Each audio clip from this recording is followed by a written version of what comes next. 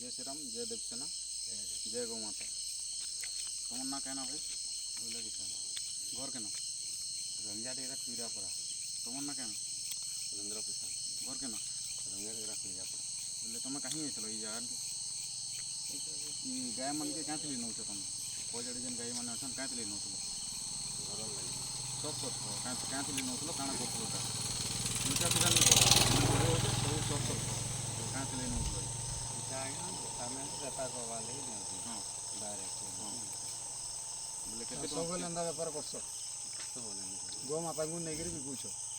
इच्छा नुआ नुआ देखिए सबे को ना नुआ बाहरी तुम हिंदू हो कि मुस्लिम आम हिंदू हिंदू हो तो गो माता के बिकुछ आमर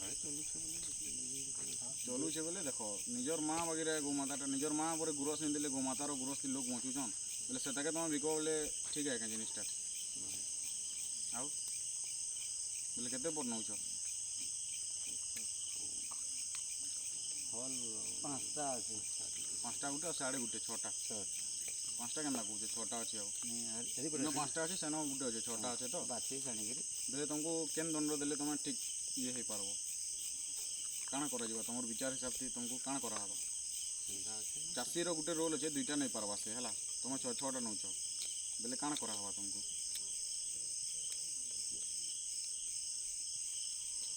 चल गाय मन के तो देखा इनके गाय रखे देखा गाड़ी देख